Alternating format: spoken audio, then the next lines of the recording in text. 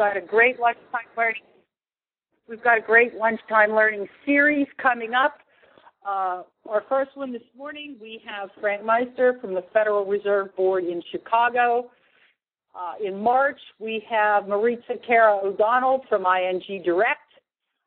April 12th, we have my dear friend Michelle Brown from Carnegie Mellon University. And then May 10th, you get myself and my partner in crime, Joanne Belderrain from Germany, and we are going to talk about our new book, The Pajama Set. So it's going to be fun. We're going to have fun this spring. Thank you so much for joining us.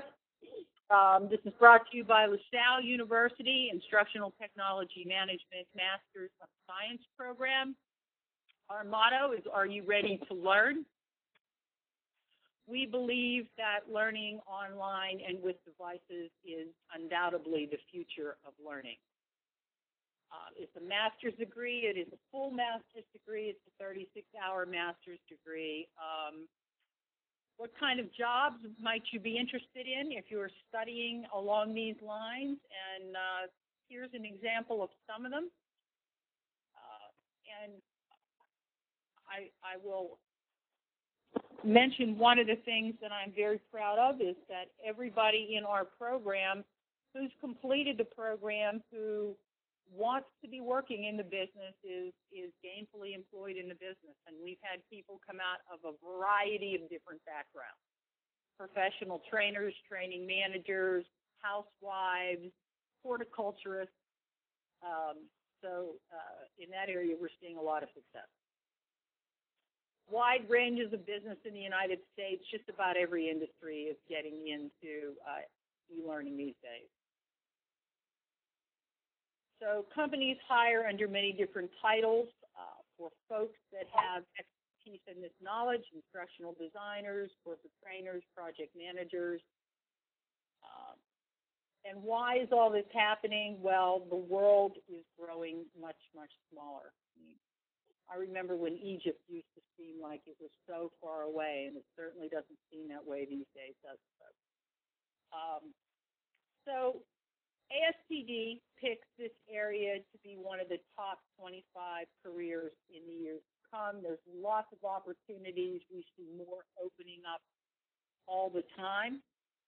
Our program is a little unique. We do not do K-12 learning. Currently, we are geared towards corporate, organizational, institutional, adult learners. Our typical learner is 30 plus, up into their 60s. Many already have master's degrees, and most are just very, very interested in learning what they can do, and are attracted to this field because they like technologies and they like teaching and learning, which is what it's all about. It's a multidisciplinary field. It has, brings in technologies, it brings in psychologies, it brings in leadership, it brings in all kind of educational and learning theory. So it's a complex field. It's an exciting field, and it's a field that is growing and certainly is leading edge. LaSalle is wonderful. Their staff is committed to helping you. If you need help at any time, or you're interested in applying, or you know someone who is, contact Lynette Clemens. She's my right-hand person. I don't know what we would do without her, and we'll do anything we can to help you get through the process. We try to be very practical here. We try to keep you connected with the e-learning community in the United States, which is very, very important. Philadelphia, New Jersey, Delaware area, but also across the United States. We are a program that tries very, very hard to walk the walk. One of the biggest challenges we have out here in our business now is that we have people making decisions about training and learning and developing and designing training and learning programs for technologies that they've never experienced as learners. So that will all change because more and more and more this happens daily. LaSalle's mission, if you're not familiar with LaSalle, they do more than play basketball. The LaSallians educate over 1 million people worldwide. They've got many universities in the United States, including our LaSalle University in Philadelphia. And their philosophy of education has always been one that education should be useful and of service, and it should be about giving back. So that being said, this program is online. It is a blended program in that we do things like this. We use synchronous technologies and we use asynchronous technologies, but the program is 100% online. We do get together. We're going to have a get-together this Saturday at 9 o'clock at our Metroplex facility in Plymouth Meeting, Pennsylvania. So if you're interested, feel free to join us there. How do you get started? lasalle.edu/ITM. Fill out the application online. Tons of information out there on the web. Here's a list of the courses we currently offer. And what we're about to see this morning is really the result of a course that Frank did with me. It was an independent study course. So we'll talk a little bit more about that in a moment. Yeah, I do think it's going to be this big. And feel free to contact me if you want any more information. And again, thanks all of you for joining us this morning. We're happy to have you. Frank, if you can put up your mugshot, we'll get on. There we go. All right. Frank Meister is not only a learner in my program, but a friend. I consider Frank a friend and a colleague. We've known each other for a while. We met each other a few years back. I don't remember how many years ago it was now, but it was at a consortium, a convention, eLearning convention in Orlando. Frank has a wealth of experience as a trainer, a consultant, and an educator. And I had the privilege of working with Frank on an independent study project this past fall, which resulted in an inquiry about mobile learning. And I think you're really, really in for a treat. I think you're going to enjoy what Frank has done and the research that he's done and the honesty of the research and what he's going to talk to and deliver to us now. We all know mobile learning is big. We know that it has been on the Horizon Report since 2006. The Horizon Report 2011 should be out here any time if it's not out yet. I looked about a month ago and it wasn't. But it should be coming out any time. So for 6 years now, 7 years, we've been predicting that mobile learning is going to have a major impact in the way we use technologies for learning. At that point in time, I am going to turn this over to Frank. You want to take the lead here? And thank you so much, Frank, for joining us. And folks, thank all of you. Well, thank you, Bobby. Just want to do a quick audio check. If you can hear me, go ahead and give me a check mark. If you look in the bottom of your screen, you'll see the ability to place a check mark there. So if you can hear my audio okay, just go ahead and give me a check mark or type in the chat window that you can hear it okay. We were doing some audio adjustments earlier this morning, so take a few minutes for that. I'm very excited to be here. Welcome to Mobile Learning, More Than a Myth and a Reality. I'll be your presenter today for the lunchtime session, and I'd like to thank LaSalle University for inviting me to share my perspectives and work in mobile learning. As I mentioned,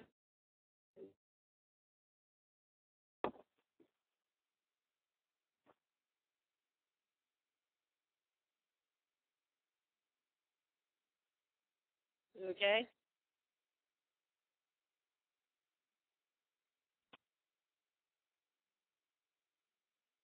Yeah, no audio. Frank, can you hear me?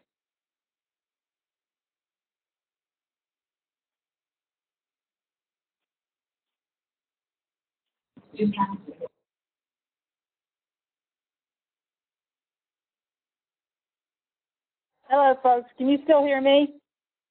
Yes. Yeah, give me a yes if you can hear me. Frank. All right, folks, just a moment of patience here, and he'll be back. He'll either dial in or come back in. This is sort of the... How many folks are doing something with mobile now? While you can hear Bobby? Good, Dawn. Hello. Welcome. Yeah. Frank will figure out a way to get back in, or he'll dial back in here. How many folks, while we're waiting for him, how many folks are doing something with mobile in where they work currently? No mobile yet, Pauline? Yeah. Okay, Frank, we're back. See if we can pick you up here. All right. Can you hear me okay? Yep. Okay. Sorry about that. We had a connection drop off. I don't know if it was on my end or what it was, but we'll work through it. So I wanted to go ahead and just quickly jump into the agenda for this afternoon session. Are you still there? Let's see. You're good. We'll type in the chat if we lose you, Frank. All right. Bobby, I'm having some trouble with the slides. I'm going to have to reset the slides here. I was going to say, if you want me to... There you go. All right. So our session today is going to focus on addressing several questions, but what is mobile learning? What does it really mean to learn while we're mobile?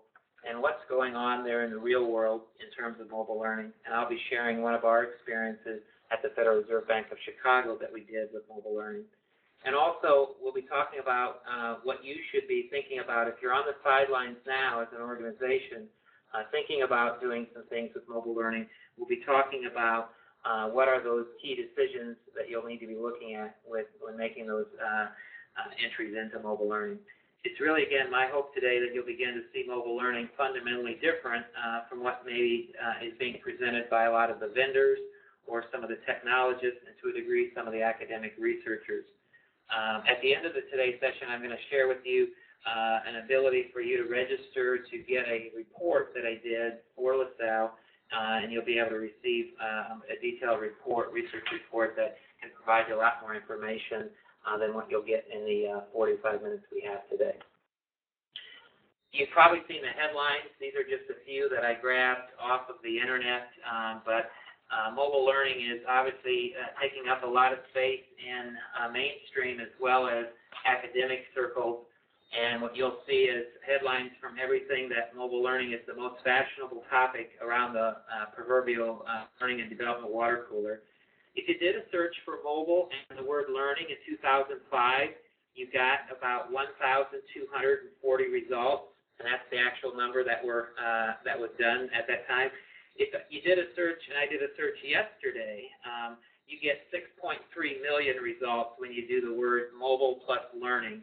So obviously there's a lot being written, a lot being talked about with mobile learning, and a lot of it is around the technology. Surprise, surprise. So what you see is, people are very engrossed in the consumer products, the smartphone products. Here you see the proverbial Steve Jobs coming down from the mountaintop with the new smartphone, the iPhone, which was only introduced 2008. So that's only, less than 4 years ago, 3 years ago. So now we have the big deal today, and I appreciate you joining me. Verizon announced that the iPhone is on their system now in the United States, and they went on sale today.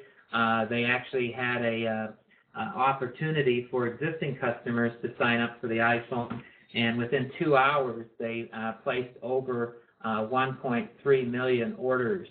So they had to cut off pre-orders of the iPhone for existing customers. So that tells you a little bit about the consumer demand that's out there for these types of devices. But what does that all mean for learning, really? You see these devices everywhere. I saw this picture. I took this picture, actually, of these 4 kids. They're all related. 3 of them are brothers and one's a cousin. They were in the St. Louis airport, and as you can see, they're very engrossed in what I came to find out in talking with the mother. The mother of these children, they are all playing a Wi-Fi connected game, and so they're very engaged. You definitely see that in all ages. People with these devices seem to be very engrossed and engaged with them. I was out at the Apple Store opening here in Chicago earlier this winter, and here you can see a small child, an infant, had one of the devices in their hands. So it's starting at all ages. It's just amazing to me the pervasiveness of these devices. There was a study that was done, and we've now surpassed 5 billion mobile phone subscriptions. And the International Telecommunications Union did a study, and as we enter now into 2011, this really means that 1 out of every 10 people is carrying at least 2 mobile phones, and there are more mobile phone subscriptions than there are actual people in the world. So I want to stop a minute and just ask you in your chat window if you could type in the number of mobile phone subscriptions your household has. Think again about your spouse, yourself, your loved one, your children even, or your roommate. How many mobile phone subscriptions do you have in your household? Take a minute and type that in. Oh, wow, I see 6. Andrea says 6. Donna says, Baggio says, Bobby has 5. Donna has 4. I'm trying to think. I think I've got 3. So it's amazing to me, this statistic, this explosive growth of the mobile smartphone market as well. So for some people that want to look beyond the technology, the central question is what is mobile learning? And from the research that I've done, it really comes down to 4 unique perspectives around mobile learning, and I'll be sharing those in a minute. But I'd like you to take a minute and think about 1 or 2 adjectives that you would use to describe mobile learning. What are some words you would use if someone asked you what's mobile learning? Go ahead and type those in the chat window, and we'll do this again after the presentation to see how your thoughts have changed. Portable, convenient, just in time, I see. Handy, short and to the point, any access from anywhere. Ooh, fascinating. I see fascinating there. That's interesting. Time-saving. Very good, Michael. Convenient and fun. And so oftentimes we don't associate learning and fun together. It's interesting in that regard sometimes. The perspectives that are out there, for some, mobile learning is really around the technology. And I've done a review of most peer-reviewed academic journals. And again, the fall into 4 broad categories. The first one is around the technology. So those are the people that are really defining mobile learning by the hardware device. It's the iPhone, it's the Android, it's the software application to a degree. For them, mobile learning is all about the device. It's a very technocentric definition of mobile learning. Here are some examples of that from some researchers as well as from the eLearning Guild. The eLearning Guild actually in 2008 came about defining mobile learning as an activity, as it indicates there, that can be done to be consuming. So you're consuming and interacting and creating information, but it really goes on to make the point that it's through a compact portable device that fits in your pocket or your purse. I'm not sure the iPad fits in my pocket all that well. So I think, again, that's one perspective out there. Another perspective it really is mobile learning is the cousin to e-learning. And really, for many, they really strongly believe that mobile learning is all about being another way to deliver e-learning. It's just another format. So you talk about looking at this picture of this gentleman, he's really got some mobile dexterity. I think my shoulders would get very sore after a while of carrying around all that equipment. In this area, they really see mobile learning. This is Clark Quinn. He's a well-known guru in this area. Back in 2000, he initially talked about mobile learning as being that intersection of mobile computing and e-learning. And since that time, he's changed his views a little bit more away from this definition of mobile learning.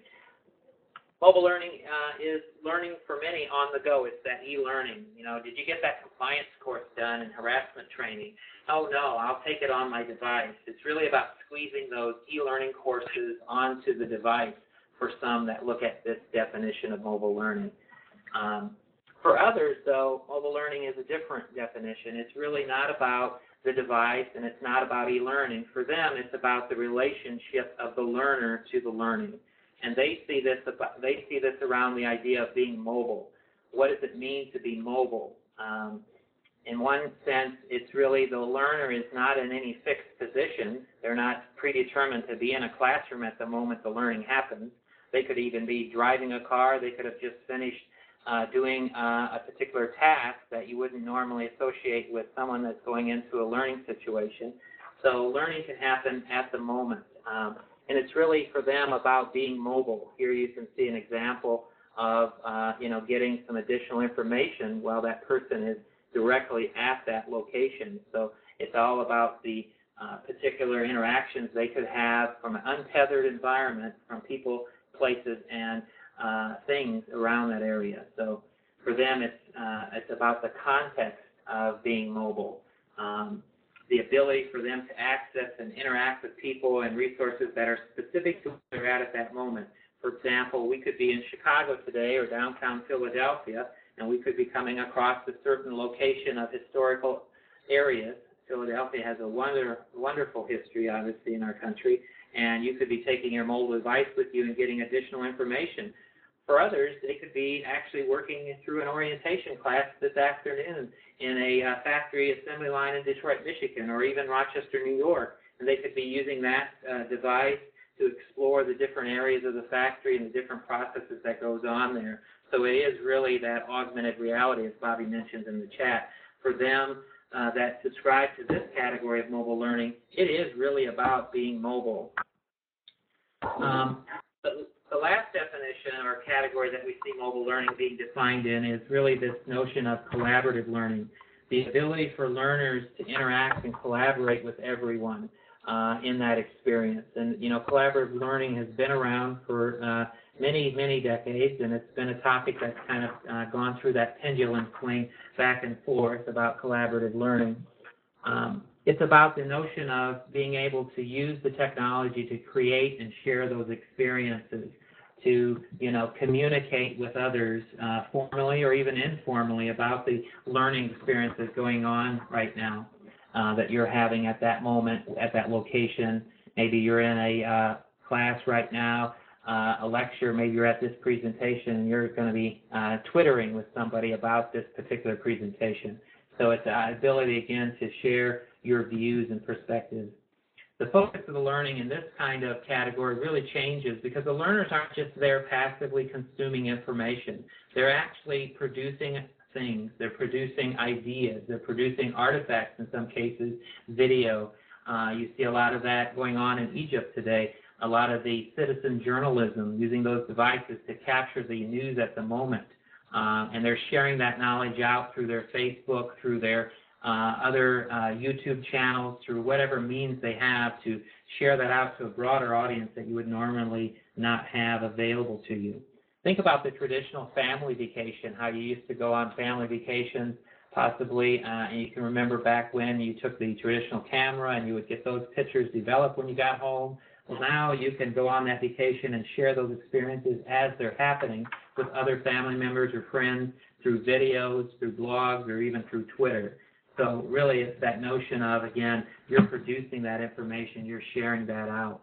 It's that experience. So those are the four categories, the technocentric definition of mobile learning. We've got more of the sister to e-learning definition, and then we've got those latter two categories of mobile learning that really focus on collaborative learning as well as this notion of creating a learning experience that's personal to you, that's personal to the situation or context of where you're at the moment. So it begs the question, in this sense, when you think about these four categories, what is mobile learning? Because from the review of a lot of the academic literature and the folks that are in this field, there doesn't appear to be any one specific definition. It's evolving for sure, and we are definitely seeing a lot more thought and a lot more research into those notions of collaborative learning experiences, and we're moving away from the less technocentric definitions. I'd like you now to use your keyboard and type in one or two adjectives that you think would describe mobile learning. Maybe they're different from what you originally thought. What would be some words that come to mind now that you've heard about these categories? What would you say would describe mobile learning as the experience for an individual? What are some adjectives?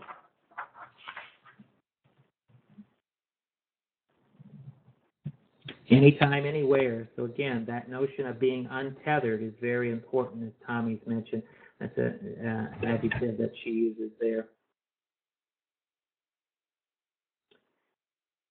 New and exciting, exciting and evolving. When I think of mobile learning based on the research I've done, I think of open-endedness. So much of the learning experiences that I've seen in person or even online learning, e-learning, have the defined set of experience. I mean, there's a set of visuals that everybody sees, there's a set of activities that everybody does, and at the end there's some form of assessment. And that's typically what I've seen in a lot of the e-learning. I don't see this notion of personalized learning experiences or the notion of collaboration in most of the e-learning I've seen. And maybe I need to see more e-learning, but from what I've seen, even the experiences that I've been responsible for producing have to be defined in such a manner. But now that we have these devices, we have so many other opportunities to re-explore our definitions of learning around mobile learning. Well, thank you for spending some time on that. Dr. Martin Cooper is the original person that invented the wireless cell phone in 1973, and there's a picture of him there. He probably wasn't conceptualizing a definition of mobile learning back then, but technology definitely plays a role in looking at mobile learning, and it's not something we can totally make separate walls between our academic and technology worlds. We really cannot. I think if you fast forward 35 years now, Steve Jobs, the CEO of Apple, reinvented the mobile phone, if you will, and created a whole new generation of what's called smartphone devices. You know, these devices go way beyond what we were normally accustomed to. They have location-based GPS. They have high-end cameras for taking video. They can even do video chats. There's a lot of social media and gaming applications. But I think there's much more work that still remains to define what mobile learning is. But it isn't really stopping a lot of people, as you know, from moving forward with learning and development initiatives with mobile learning. I mean, again, some additional headlines here. You can see, there's some universities that have gone out and made the decisions to make some of these devices mandatory for their freshmen entering in to their university programs. They're taking the place of textbooks. This semester, I decided to try finishing out my master's degree with LaSalle. I decided to try and get all of my textbooks on the Kindle. So I have all of my textbooks on the Kindle. Interesting note there are no page numbers in the Kindle, so that becomes a challenge when trying to do citations. But that technology is evolving as well. So it comes back again. What does it mean to learn while you're mobile? What does that really mean? And what is the role of the learner? You know, we remember when a few years ago colleges and universities were just so almost to the point of happy giggling when they came around this notion of podcasts, and we had all these universities setting up podcasts of lectures and seminars, and you as the learner would go out there and retrieve that podcast and listen to that lecture. And for many, that was the bleeding edge of mobile learning at the time. But if you think about it from a pedagogical point of view, it was rather limited. I mean, the learner is passive in that role. They're going out and consuming some information that you've provided for them. And that consumption by its very nature is passive. So, when we think of mobile learning, think about the notion of personalization. I mean, when you use your device yourself, and many of you indicated you have that, you have the ability to drive. You have the ability to actively seek out the information, the resources, even the people that you are interested in talking to or researching at the moment. So your learning experience is unique when it's compared to others.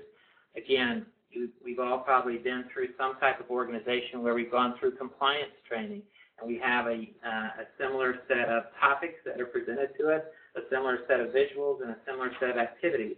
Is mobile learning just about putting that on a smaller scale device and making sure all the visuals fit in the screen? Or is there much more to mobile learning? This notion of location matters. We heard that a lot in the real estate market over the last 3 years, especially when it went down. Location does matter and continues to matter even with learning. Think about the ability to have situational context to where you're at. I don't know how many of you have ever used Wikipedia on the PC, Wikipedia. But Wikipedia Mobile is taking the next step to applying the location-based information to your particular area. So as you're in Chicago today, or if you're in Pennsylvania, a suburb of Pennsylvania or Philadelphia, you can actually take Wikipedia Mobile with you, and as you go across your neighborhood or your area, you can actually see and learn information about different areas and resources in that particular location. It's a very fascinating application. You also have the ability with a lot of the social media applications to actually share your experience in real time, doing live feeds. People are setting up Facebook feeds all the time where you can subscribe to a feed. Here you see people obviously chatting about a particular back-to-school experience. And so the technology has really evolved to usher in some new perspectives, but it comes down to asking the fundamental question, what makes good mobile learning? Again, is it about just having the graphics and text readable on the device, having the video play, or are there deeper, more relevant considerations that one needs to examine? What would you think are some of the good attributes? If you were to say this was really good mobile learning, what would be one or two things you would say it has to be considered good mobile learning? Take a minute in the chat window and type down your thoughts. What would be those must-haves that mobile learning must have? Navigation, retainable information, good internet connections, okay? Those are definitely success factors. They're definitely helpful at having that environment. The easy access to relevant information. And it's interesting Matt uses the word relevant information. What might be relevant for you may not be relevant for me. The engagement factor Bobby mentions. I don't know how many times I'm on the public transportation trains here or buses to and from work, and I see people engrossed in those devices. In fact, there was a video published recently where a woman fell into a pool or a fountain at a mall because she was working with her mobile device and didn't look where she was walking. So they do have that ability to engage us. I don't know how meaningful that engagement is, but it is interesting. So when we think about mobile learning, there are some emerging frameworks to think about. One of those, I'm going to come back, one of those is right here, and this involves a frame model. And I want to spend a few minutes on this, and you'll get some more information in the details of this model in the paper that I talked about earlier. But really, the emerging frame model is interesting because it looks at several dimensions. It looks at this notion of the device. You know, what's the role and usability of the device in the experience? And many of you talked about that in your chat window. And then it looks at the role of the learner. What's the role the learner has? What are they doing? Are they simply consuming information? Are they asked to produce information? And then it looks at the social aspect. That's the third element of this model. What's the role of collaboration? And what's the role of social activities in this experience? And as you see, as you move closer to the intersections of this, what you want to be able to do is get right into this area where mobile learning is defined, where you're taking and using attributes of all of these things. The learner has varied roles. There's information that's contextual that's being provided to them at the time of their learning experience. The device is not intruding on that learning. It's easy to use. It's easy to navigate. And the social aspect, that there's an ability to collaborate with other learners as they go through this experience, or maybe they are required to. Maybe it's necessary that they go together and work with others in learning through this particular experience. So the frame model is an emerging model for evaluating mobile learning, and I think we'll see many more as the research starts to focus away from the technology and more on some of the other aspects of mobile learning. And so as we ask the question, and I've been to many conferences, and you hear people talk a lot about mobile learning, but it's sometimes like finding a needle in a haystack. What is really happening in the real world with mobile learning? I'll go to a survey that the eLearning Guild did in 2008 on mobile learning. They're due for a new one. But as you can see here, when they were asked, members of this eLearning Guild, and there's quite a few members that represent organizations, what the predominant approach was to supporting learning in the organization, classroom instruction was number one, and mobile learning was at the bottom of the list. So we're still in the very beginning stages of what I think is mobile learning, and I think we're seeing different perspectives be applied. I think many organizations, ours included here in Chicago, mine, are struggling to keep up with the technology to the degree it's changing so quickly. So some of that is inhibiting us in fully making decisions on our strategy with that. I did find some interesting projects as I looked out in the research, and one of those was the Savannah project. And as you think about that frame model I talked about earlier, the use of the device, the collaboration activities, as well as the social experience, Savannah was all about taking adolescent children in the UK that were in the ages of 11 to 15 and giving them, at the time, a handheld device. In this case, it was a compact iPad, and it had a real space outside of their settings. So they would walk a real space, and in this real space, it would represent the Savannah. And as they maneuvered around the real space, which was equivalent to the size of 2 football fields outside their school, they would encounter different sights and sounds, and actually even the ability to see what they could be smelling if they were in that area. They were put in groups to act as a pack of lions, and the goal was to survive on the Savannah, just as you would in a real pack. You have to have different responsibilities in a pack. There's different relationships, and they use the device to monitor their health and their vital signs, if you will.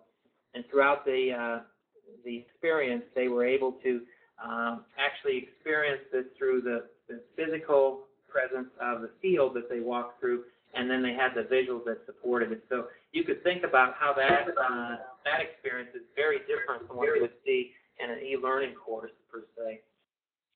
I want to spend a minute talking about what we did in Chicago. About a year ago, I worked with the Federal Reserve Bank in Chicago, heading up a project where we partnered with our St. Louis Bank. And the goal of this was a research and development project where we took an existing e-learning course. Here you can see it, it's about report writing. A lot of our bank examiners have to produce reports, and this course teaches them, especially the new examiners, how to basically position their paper and how to write their examination reports to have main discussion points identified. And in this project, our goal was really to learn more about what it would take to deliver this course on a mobile device. We used a BlackBerry device, and we encountered some challenges from the very beginning. One of those was on the device itself, the usability. The way we organized the course in the PC environment was very different than what it could be on a mobile device. This is just a series of screenshots I took to show you what initially started out as the table of contents, and it took this many screens, and as you can see, these were the actual table of contents labeling that we had on the PC course, and as we put this on the device, they had this huge list of different sections to go to, some of them similarly named, so that became a challenge, that we needed to come up with unique names for those sections, even if they were on the same topic. And then the other point here was that the navigation, once they clicked on something like major discussion points or position statement and they came back to it, in an e-learning course, you could see what you've done. You know, there's breadcrumbs. You could see that you've been there before. In this interface, there wasn't any of that. So we were challenged from a design perspective as well as from a technical perspective because we were working with the BlackBerry browser, and the BlackBerry browser only supports a certain level of JavaScript. So we were fundamentally challenged from a design perspective. Technologically, we worked with our central IT organization to try to deploy this course locally, and that was a challenge as well because the system had not been set up that way. It's been set up primarily to service telephony and email services. They hadn't even thought about learning courses, so we had to work with them to understand how their server environments, the BlackBerry server environments, would be able to stream or not stream video. We found out there were security settings that prevented us from streaming the video, so the video in this course actually had to be downloaded, and then because the way the device is set up, you had to actually go to the downloads folder and watch the videos outside of the course through a video player that's built into the device. So again, there were some significant usability issues with creating this course in a mobile delivery format. And as you can see, we didn't even address the issues of looking at mobile learning from the other perspectives we talked about today. We took the traditional perspective of saying, can we miniaturize this course, if you will, and put it on a mobile learning device like a BlackBerry? We missed some great opportunities. We're going to come back to this pilot now that we've done this, and we're going to actually look at how we could actually reinvent this course to take advantage of some of the more constructivist theories of learning, where they might actually use some collaboration where two examiners might be collaborating with each other on a particular report that they're writing, and might be giving peer feedback through the device on the report. So there's some great opportunities we're looking at here with this course in the future.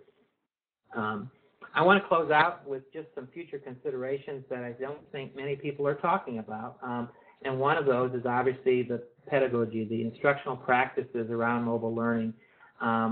The other piece everyone is talking about is the technology. But I think for an organization that's looking at going into mobile learning, there are some significant decisions one must make from a skills perspective as far as resources that you're going to need to have to support mobile learning. And gaming and social media. Those have been topics that have been talked about and bandied about before, that, wouldn't it be great to learn through games? Wouldn't it be great to learn through social media? But yet I see many companies, especially in the financial services area that I work in, are very reluctant to look at gaming or look at social media as a way for delivering learning formats. And ultimately, as organizations work toward this, it's all about the return. What's the return on investment for going into mobile learning? Is it all about just reducing that course down to a smaller version and delivering it out as a convenience factor? Or are there more significant returns that we could get by looking at how we might take advantage of those other attributes that we talked about earlier in terms of defining mobile learning? In our workforce at the Federal Reserve, we've done some generational studies, and it's no surprise that our workforce is composed of 4 to 5 generations right now. And I think the workforce walking in the door today is facing challenges that we didn't see in 1950. Their experience and exposure level to instructional technology is very unique. I think many in our workforce are here before Google, BG if you call it that, and many in the workforce come with high levels of technology exposure. I read one study where it said the average teenager in America is exposed to 63 hours on a screen of some size, whether it's a television screen or a mobile device or gaming device. They spend 63 hours. That's more than a full-time job on a screen. So their expectations, I think, are going to be very different for learning and development than those that are traditionally looking at classroom-based instruction as far as what their frame of reference is. And that's something that's shaping this notion of looking at gaming and mobile learning. A recent survey that Nielsen did of popular used applications on the major device platforms. Here in the upper left-hand corner, we have the Apple platform, and you can see Facebook is the number one device, number one application on that device. Over on the right, the Android platform, Google Maps, and Facebook, number 1 and 2.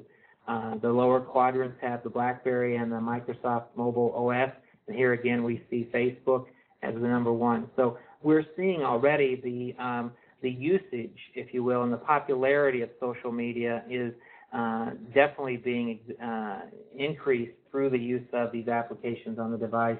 So there are great opportunities for us in the learning space to be thinking about how we can incorporate that. There are some technology decisions we have to make. What's the device platform we have to select? In my case, we are a company that's standardized on the BlackBerry platform. There are some challenges with that. A lot of our e-learning is done in Flash-based technologies. Flash-based technologies are in their very rudimentary stages of being supported on many of these devices. Flash Mobile is out there, but it really has a spotty record right now in terms of its effectiveness as far as the technology. It has, caused issues with batteries being drained too quickly. It's not been as fluent as an experience. So there's a lot of trade-offs that you get with each of these platform decisions if you're even able to make a decision. Our organization is looking at Apple iOS devices now, finally, and we're doing some pilots with iPads, and we're actually doing a pilot in our bank here in Chicago where we've deployed about 15 to 20 iPads to our executives. Each device comes with its own unique usability factors as well, and the key question is to ask yourself, in terms of those factors, what's the most usable device platform? The operating systems do matter. The way the device is structured does matter to a degree. There are many barriers to entry when you think about mobile learning. The ones we dealt with in our pilot were significant. There were technological issues, there were instructional design issues and development issues, as well as support and adoption issues. When you think about these devices, especially the smartphone devices that I described earlier, much of what we're seeing is an application revolution. We have over, 1 billion applications downloaded on the Apple platform. We've got the App Store for Android. We've got the App Store for BlackBerry. Do we need to hire someone that does application development, that understands how to create an application, how to use technologies such as XML? Or do we want to stay with our current focus in our organization where we focus on hiring folks that have instructional design and development competencies? It's a fine line to say, I can develop a Captivate-based learning course, and it's another thing to say, I can develop a mobile learning application. So I think, the jury's still out in terms of is there going to be any type of happy medium in between, but you're really going to have to look at your organizational competencies and where you're spending your time with your staff in terms of supporting mobile learning. And then again, what platform offers the maximum return in terms of measuring the investment that you had to make? It's significant. If you look at some of the technologies out there, putting these handheld devices into the hands of your learners has a cost to it, a support cost. If you're working with an environment that's standardized already like ours on the BlackBerry device, those costs are absorbed, but the support is not. So if we're going to start putting mobile learning on these devices, whether through an application or whether through the web, there's going to need to be a support infrastructure created from an instructional as well as from a technological perspective. And those represent hard costs to an organization that typically hasn't viewed those devices in that manner before. And a lot of those decisions have been made in my organization in the IT area. So with that, I'm going to open it up to questions. I know we have some folks that have some questions right now. If you have a question, go ahead and raise your hand in the area. You can go ahead and use the hand icon, and we'll just open it up to questions for the last few minutes out here.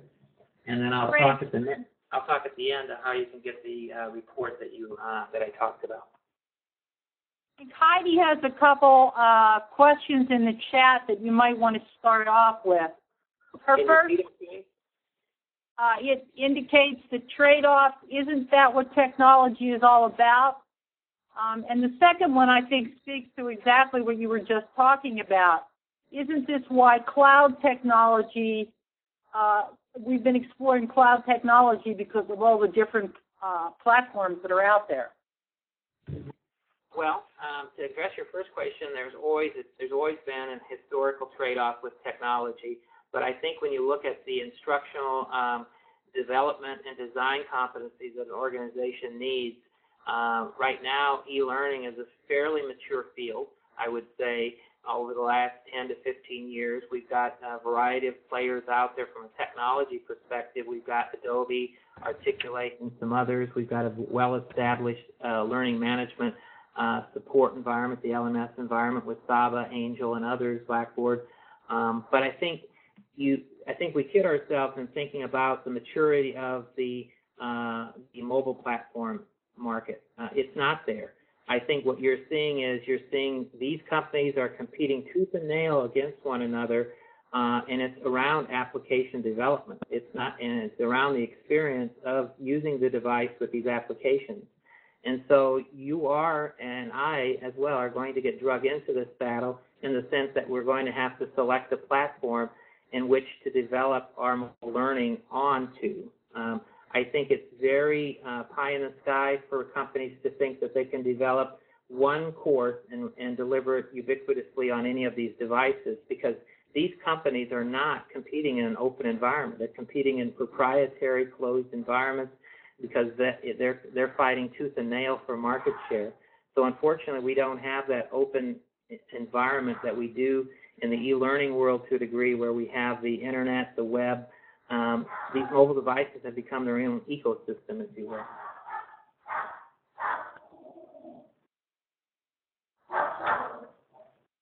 Does anyone? All right, here we have a question from Deanne. Is assessing a consideration for mobile learning? Frank, you want to? Well, I think with any learning experience, you would want to do some form of assessment. I'm still amazed today, even in my own organization, where we often do the trade-off of not doing assessments. So how do you really know people learned from it?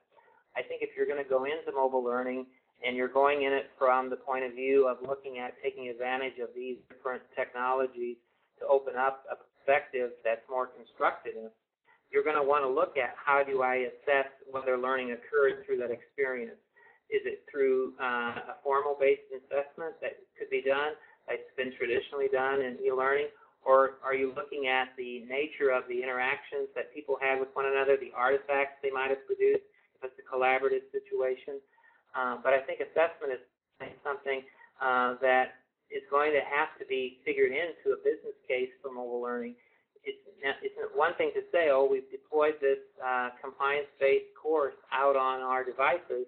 It's another thing to say that only 30% of the people pass that course. I think assessment is key. Yeah, I agree. As we wrap up here, Frank, I had a couple questions I'd like to sneak in.